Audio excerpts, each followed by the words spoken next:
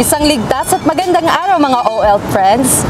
Welcome back sa isa namang bago at makabuluhang episode ng BF Flex ngayong buwan ng Hulyo. Yes! At i-welcome po natin ang ating bago, pero luma, pero mukhang bago na si OL friend Ma'am Kim. Maraming salamat! Dyan, Yes! ito po muli ang inyong OL friend Jem At OL friend Kim para sa gabay at diskarte tungo sa ligtas na pamayanan, hatid sa inyo ng BF Flex!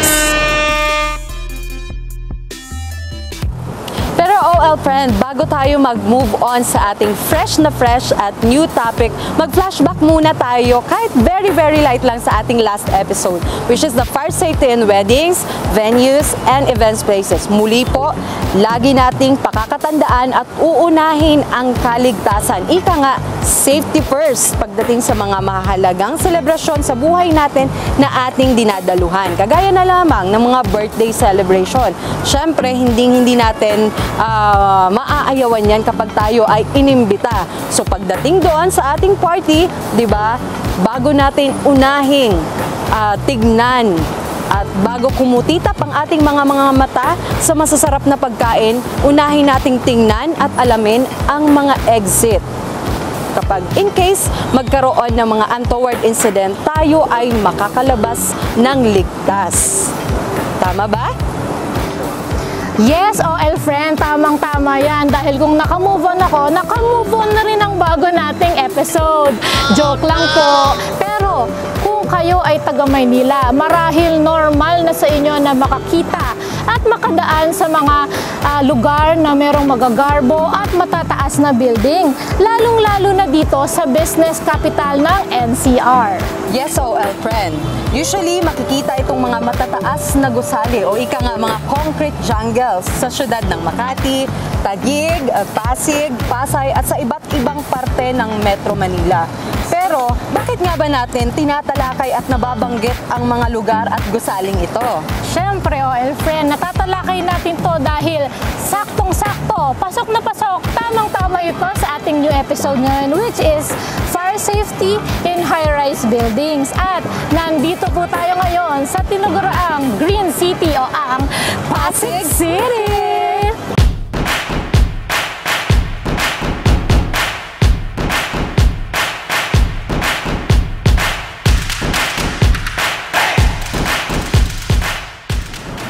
Isang makabuluhang talakayan at syempre, OL friend, yes, tour na rin sa ating featured high-rise building na mayroong fire safety features ang hatid namin ngayon. Yes, at balita ko, hindi to chismis, balita to. Yes, mga kamarites. Na ating mga OL friend for today ay galing po sa Pasig City Fire Station, which is, balita ko na naman, ang dami kong balita, OL friends. Nagwapo at magaganda ito, plus magagaling at malalakas ang dating. Correct. Yan, so OL friend, take it away. Thank you mga ka-OL friends. Welcome po muli mga ka-OL friends. Ako nga po pala ang inyong OL friend na si Megan Yang. Megan in short na lang. Grabe, unang banat pa lang, live na live tayo sa umagang ito. At syempre, OL Chris. Para sa unang segment ng episode na ito, syempre, ipapakilala natin. Isa daw to, OL friend, sa atraksyon dito sa Holiday Inn. Kaya pag nakita mo daw ito, talagang masaya. At talagang maatraka, gusto mo na pumasok dito. So, syempre, hindi na natin papatagalin pa. OL friend John, siya lang naman ang Digital Marketing Manager. So, let's welcome OL friend John! Hello, Megan and Chris. And welcome, welcome to our viewers as well. Welcome to Holiday Inn Manila Galleria, where we serve guests, just my eye. So, nestling in the heart of Ortigas Business District, Holiday Inn Manila Galleria is an ideal leisure destination for travelers seeking to experience the energetic life of Metro Manila. Okay, Sir John, bukod sa sabi ng ating mga kababaihan, especially yung ating mga viewers, bukod sa attraction sa'yo, ano pa yung mga amenities natin dito sa Holiday Inn? Alright, so sa Holiday Inn, we have a total of 285 spacious guest rooms. So, pwede talaga sa mga families, malalaki talaga yung cut ng ating mga rooms. And then also we have dining facilities, we have restaurants shared with Crown Plaza. Meron tayong Anytime Fitness Gym, 24 hours yun. Grabe, pwede. Pwede magpalaki ng mga muscles and everything. Parang minsan, no? Yes, for our fitness. And then we have a swimming pool, of course, for the kids. Even for adults, meron din tayo. We have an activity area for kids as well, and various intimate meeting spaces. Grabe, napakaraming talaga amenities dito sa Halay. Parang gusto ko nga mausubukan, oil friend. Kaya may nabanggit ni Sir yung swimming pool, no? Oo. Pag mga nalulunod sa pag-ibig ba, Sir? Meron din ba dito sa Holiday Inn? May mga lifeguard tayo dyan. Gusto ko yan. Ay, ikaw ma'am! Ano po ba? Ako syempre, gusto ko rin masilip yan. Puntak na. Nga po pala, sir. Ano nga po, ilan po ba yung palapag nitong building na to at yung taas nito? Alright, we have a total of 29 floors, and the height is 109.55 meters. Grabe, yung taas din pala, oil friend. Grabe, katulad ng ano natin ngayon. Ang ating level, mataas. Sige. So, And as part of our update for you guys, we are also in the process of renovating our guest rooms. So lahat yon i-renovate natin, and kasama yung lahat ng facilities in order to fully serve and delight our guests. We target to reopen as the newest hotel in Ortigas Center by next year. So, kailangan abangan natin Oil Friend Megan, kaya alam mo na, pag may guest ka, ano, kontakin mo Aba, na agad syempre. Ito talagang una kong pupuntahan next year. Paano natin yan? Tapos yun. So maraming salamat, Sir Oo. John, Thank sa you, Sir impormasyon. Pleasure. You're always welcome here at Holiday. Yes, and asahan mo, Sir John, no? Pipicitahin namin itong Holiday Inn. Can't wait. Can't So sa mga viewers, syempre, no, huwag nyo kakalimutan, Holiday Inn, Sir John, Digital Marketing Manager. Thank you, sir. Thank you so much. Thank you. So ngayon, oil friend Megan, no? Mabalik tayo sa ating topic sa araw na ito. Paano ba natin masasabi, mga ka-OL friend, na ang isang building or gusali is considered as high-rise? Yes, napakagandang katanungan yan, OL friend Chris, no? Nakasaad nga ayon sa Implementing Rules and Regulations ng Republic Act 9514 o ang Fire Code of the Philippines, no, na masasabing isang high-rise ang isang building kung ito ay may 15 metro o pataas mula top floor story hanggang sa ground floor level. Grabe, no? Tama yun mga ka-OL friend, no? Ang pagsusukat ng isang high-rise o gusali na building ay mag-uumpisa sa pinaka-lower level na kung saan ay ma-access natin, especially ng ating mga firefighters in case of conducting fire operation. Ito pa, OL friend Chris, alam mo ba kung ano ang pinakamataas na building sa buong Pilipinas? Grabe naman, OL friend Megan. Mukhang nag-review ka at pinagpuyatan mo yung araw na ito, ha? Pero ikaw- hindi halata kasi ang ganda mo sa araw na ito. Siyempre, nasa-search lang naman niya sa Google, OL friend Chris, no? So, alam mo na ba? Hindi ko pa alam, pero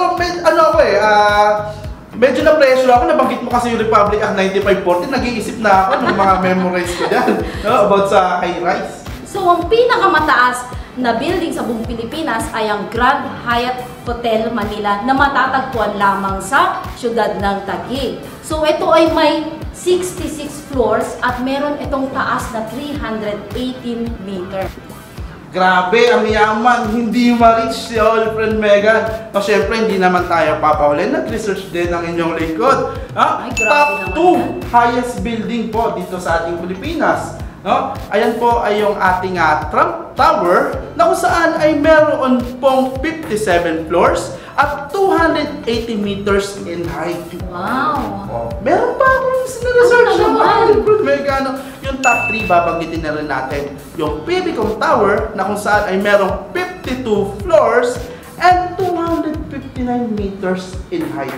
And yung dalawang building na yan, yung top 2 and top 3 natin, ay matatagpuan po natin sa Makati City. So, meron din po pala sa Makati, no? So, nakakalula talaga ang taas ng mga building na ito, no, OL friend? Oo, nakakalula. Parang yung kagwapuhan mo at katangkaran mo. Kasi napapansin ko, kanina pa tayo Di kasi ma-reach, no? Nanliliit ba ako kagaya ng mga high-rise building nitong kinaroroonan natin, no? Hindi naman, yung taas ng level mo sa araw na ito, ma'am, hindi ko nga ma-reach eh. So, nandito lang din naman tayo, OL Friend Chris sa Holiday Inn. Tara! Nabanggit ko nga kay Sir Jan kanina. Oo nga, no? Tara, libutin natin ang kagandahan at fire safety features ng building na ito.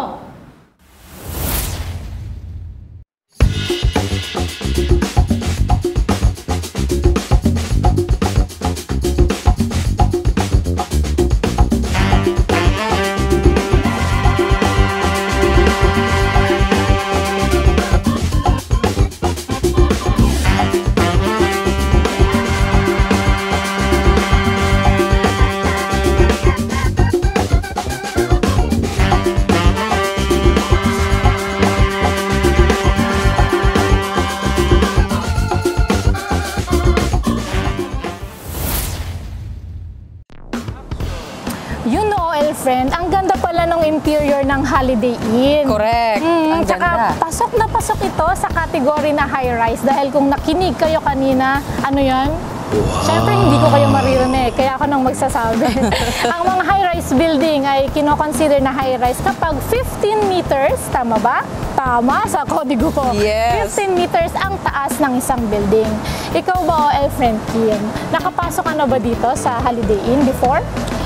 OL Friend, bilang ako ay na-assign dati sa ating district office, sa ating district headquarters na matatagpuan dito sa along Meralco Avenue. Tapat siya ng DepEd.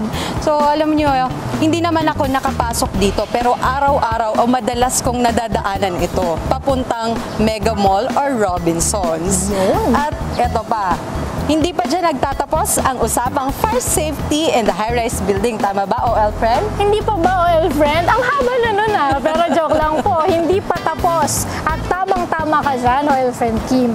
Ngayon naman, tatalakayin natin ang mga relevant fire safety provisions o mga safety features na dapat mayroon ang isang high-rise building. Saan na naman kaya lumibot ang ating mga malilikot na OL Friend? So, OL Friend, pasok!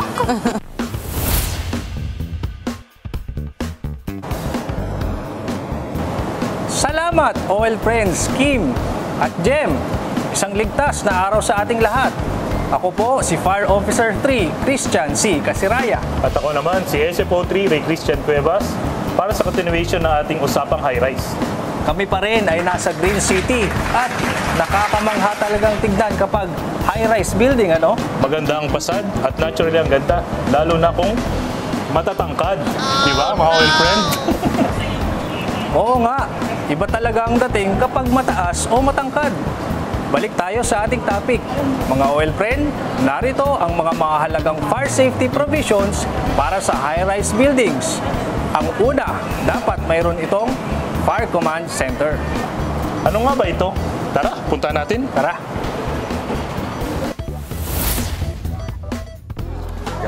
Ayon sa ating Fire Code of the Philippines, sa Section 10.2.20.2, ang gusaling may 10 o higit pa na palapag ay nangangailangang magkaroon ng Fire Command Center.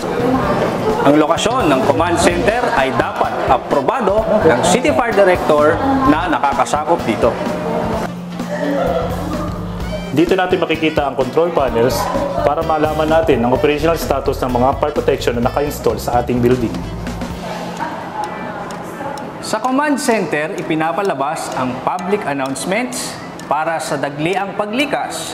Dito rin nanggagaling ang mga emergency hotlines sakaling kailangan tumawag agad sa mga pinakamalapit na istasyon.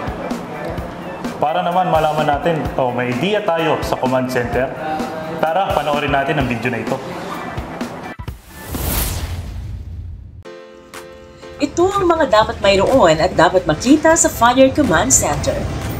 Emergency Alarm Communication System Unit, which shall provide a predetermined message to the fire area where the alarm originated, actuated by a smoke detector, a sprinkler head, 161 water flow device or manual fire alarm, and operate between the Fire Command Center and every elevator, elevator lobby, exit stairway, and exit access corridor. Fire Department Communication Unit. Fire Detection and Alarm System Annunciator Unit, Elevator Floor Location and Operation Annunciator, Sprinkler Valve and Water Flow Display Panels, Controls for unlocking stairway doors simultaneously, Telephone for fire department use with controlled access to the public telephone system. A telephone station or jack shall also be provided in each fire pump room. Fire pump status indicators, status indicators and controls for air handling systems. The firefighter's control panel for smoke control systems. Emergency power and standby power status indicators. Schematic building plans indicating the typical floor plan and detailing the building core, means of egress, fire protection system, firefighting equipment and fire department access, and public address system.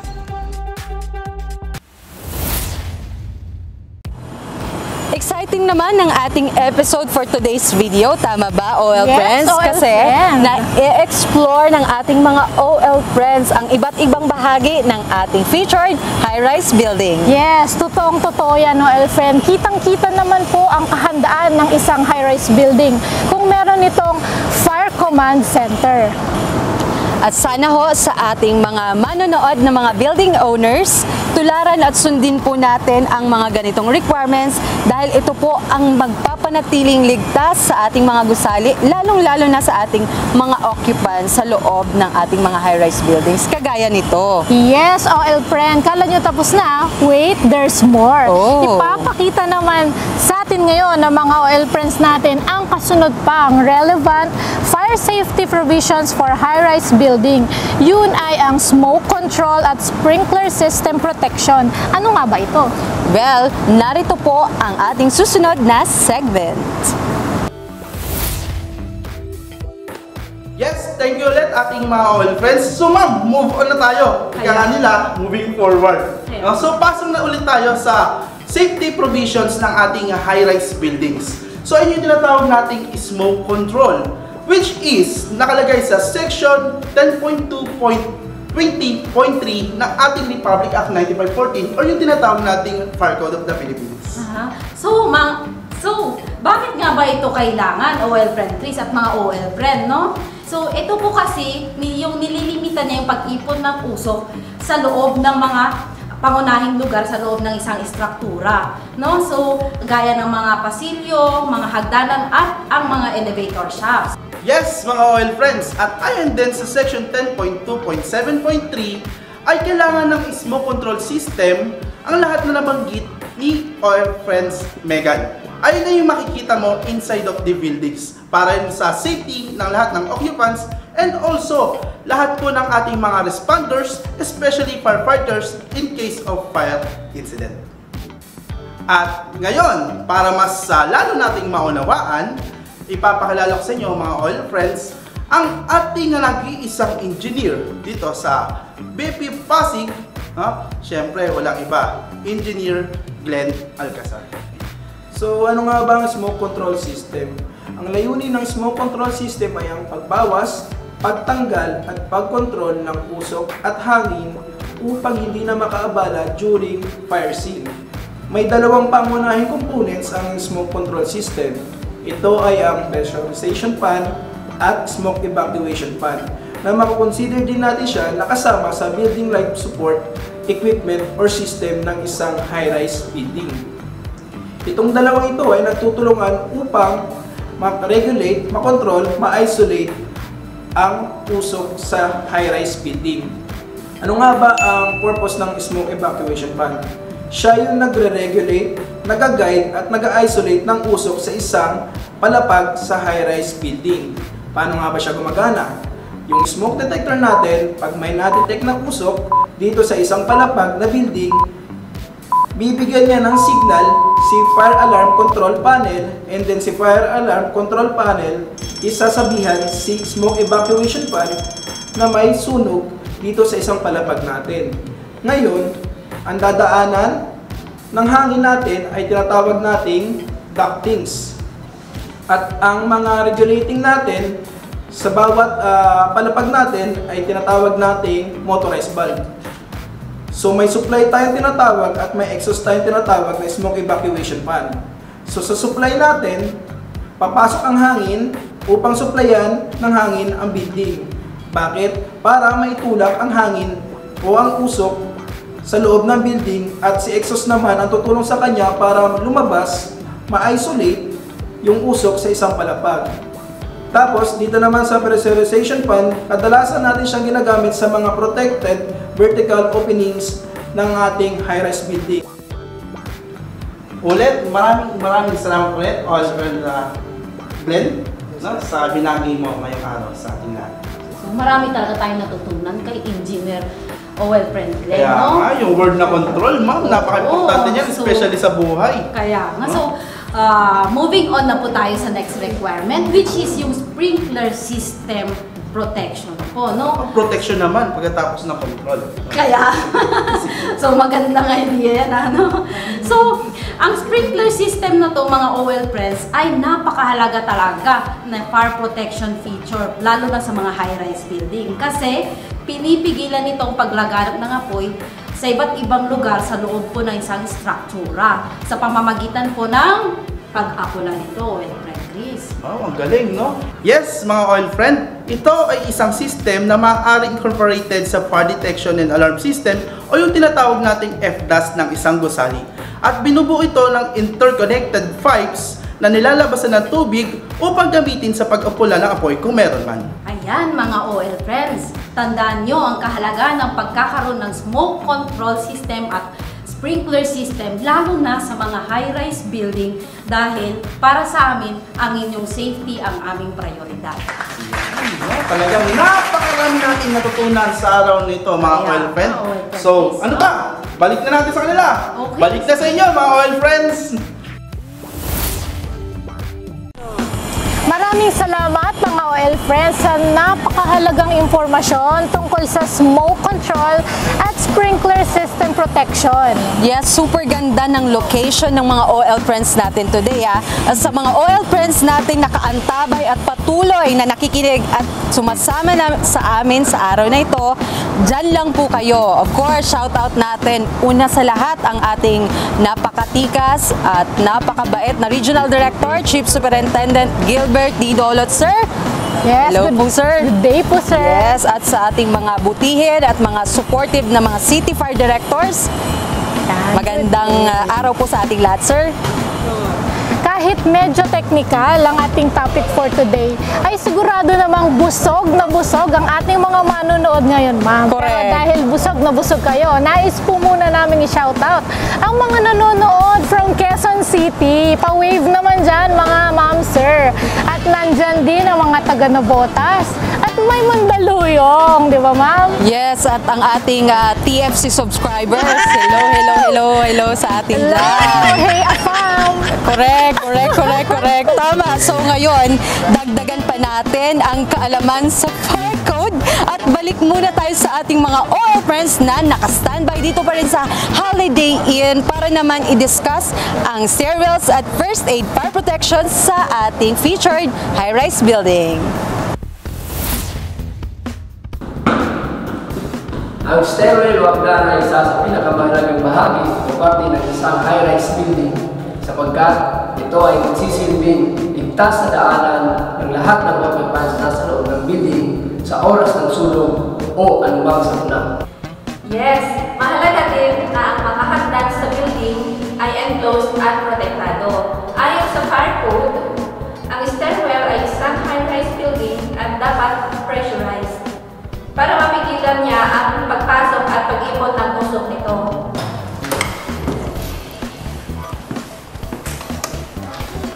Ang pinto o fire door ay dapat fire rated. Ibig sabihin, may kakayahang tumagal sa pinsala ng sunog. At dapat meron din itong closing device na agarang sasara sa oras na kailangan isara ang pinto. And lastly mga OL friends, dapat ito rin ay may panic hardware device para naman sa mabilisang pagbukas nito. Hey mga ka-OL friends, kasama po natin ngayon si Sir Marlon A. Agimbag, ang Safety and Risk Manager ng Holiday Inn para naman magbigay kaalaman tungkol sa kanilang fire exit, stairwell at ang kanilang emergency response team. Sir Marlon? Hi Sir Jomel. Hi Ma'am Jen.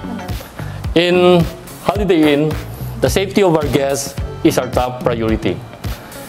In compliance with the brand safety standard, the hotel has 2 fire exits with the size of 210 cm by 90 cm. The fire exit is also a fire-rated doors and it is located at Meralco side and Ubeda side, and it's ready to use in case of emergency. The hotel has a standby emergency response team to respond in any case of emergency. In case of emergency, the crisis management team, led by our general manager, will assemble at the crisis room located at level 3 to discuss what is the course of action and what are the plans to do in case of emergency. So, Sir Marlon, maliban pala sa inyong emergency response team, meron ba kayong emergency crisis management team? So, ano mo ba, sir, yung pagkakaiba ng dalawa ng inyong team na yun, sir? Bali, ang pagkakaiba po nun, sir, is yung crisis management team po natin is siya po yung overall na in charge when it comes to decision making kung meron po tayong mga crisis na nagkaroon dito sa loob ng hotel o kaya meron tayong mga emergency. While yung emergency response team po natin, sila po yung core team na nagre-responde doon sa mga initial stage kung ano man po yung sakuna o emergency na po pwedeng respondehan dito sa loob po ng property. So, kung baga po, yung emergency response team po natin, yung po yung first responder na nagre-response po sa lahat po ng emergency dito sa loob po ng hotel po natin. So mga ka-well friends, nalaman nyo natin kung ano yung pagkakaiba ng kanilang emergency response team at emergency crisis management team. So Sir Marlon, maraming salamat, sir. Maraming salamat din po sa inyo, Sir Jomel at Ma'am Jen. Para naman sa uling requirements ng ating high-rise building, dapat meron silang first aid fire protection o ang fire hose cabinet. Saan nga ba ang fire hose cabinet, OL friend? Ayon sa Fire Code 10.20.2.6, ang isang fire hose cabinet ay mayroong laman na flexible hose, fire nozzle, at ang sukat nito ay aabot ng 38 mm. Tama. Konektado ito sa wet standpipe system na kayang mag-supply ng tubig sa loob ng 30 minuto. Pero dapat may naka-standby pa rin na portable fire extinguisher. At alam mo ba, well friend, ano yun? Ating fire hose cabinet ay dapat malapit sa fire exit. At maliban natin sa mga nabanggit natin ng mga laman, karaniwan meron din itong laman na palakol. Oh, well friends, para saan nga ba ang isang fire hose cabinet? Magandang tanong yan, OL friend. Ito ay maaaring gamitin ng mga occupant o mga member ng fire brigade ng gusali para sa agaran at mabilis ang pag-apula ng apoy bago pa man ito lumaki. Ayan mga all friends, nalaman natin kung ano yung mga requirements na dapat meron sa isang high-rise building. Naway dapat tanda natin ang mga requirements na to at ang meron sa mga building na to upang alam natin kung saan tayo pupunta in case magkaroon ng emergency. Tulad ng stairwells at kung maliit pa ang apoy at kaya pang agapan, ay gamitin natin ang portable fire extinguisher or buksan ang fire hose cabinet. At dahil dyan, ako ang inyong OL friend Jom at OL friend Jen para sa huling segment ng mga relevant fire safety provision for high-rise building. Balik muna sa inyo mga OL friends.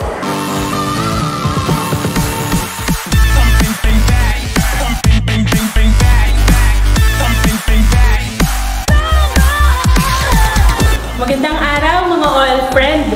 Ako nga po pala, si SFO3 Rochelle C. Baldazar, ang inyong OL friend from Pasig, kung saan magkakaroon tayo ng Oplan Katanungan!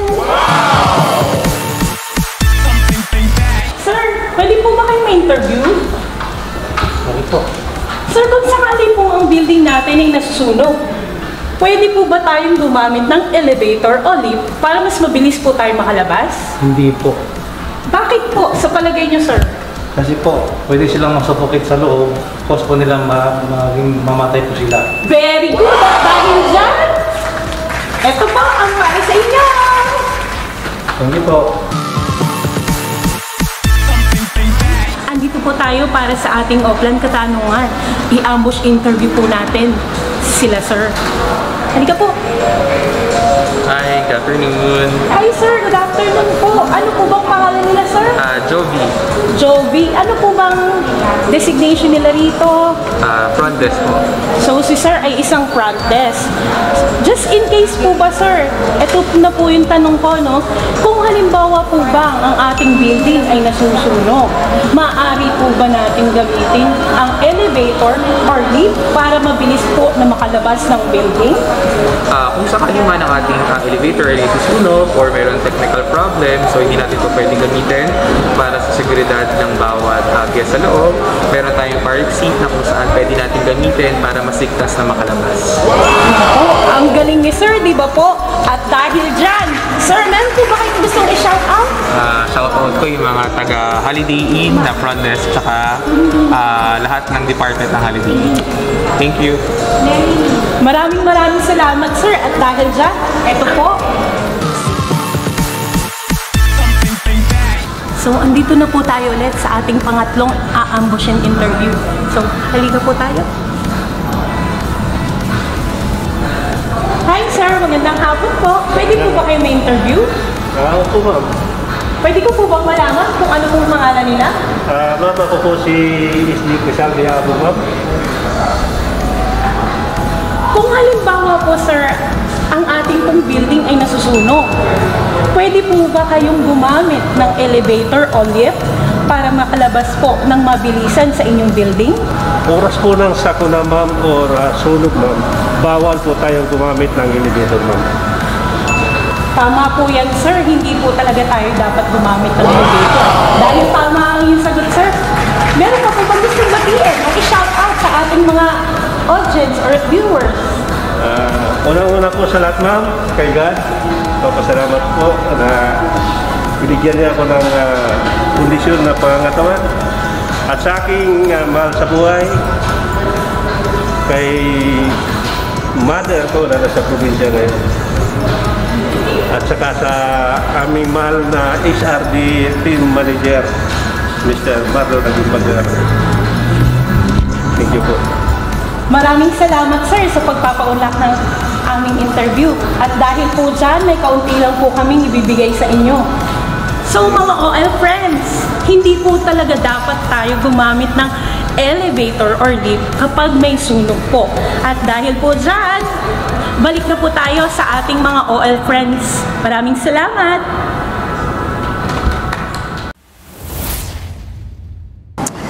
Maraming salamat sa lahat ng OL friend na nakatutok, hindi nang iwan, di tulad ng iba dyan. Joke lang. At sa mga OL friend natin na sumama sa atin at naging co-host for today's video, favorite word, talaga nga naman na hindi nyo kami lang inilibot sa magaganda at magagarbong bahagi ng Holiday Inn dito sa Pasig City.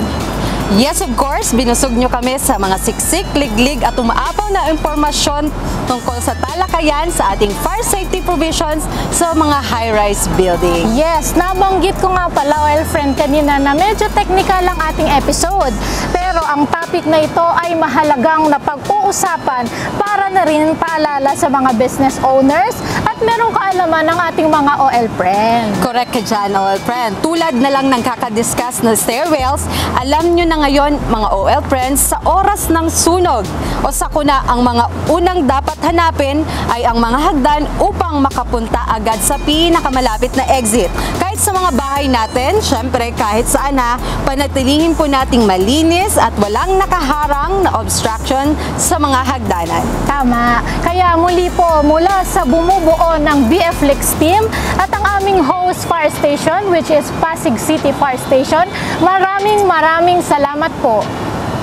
Ako po si OL friend Kim. At ako po si OL friend Jem. Para sa gabay at diskarte, tungo sa ligtas na pamayanan, hatid sa inyo ng BF Link!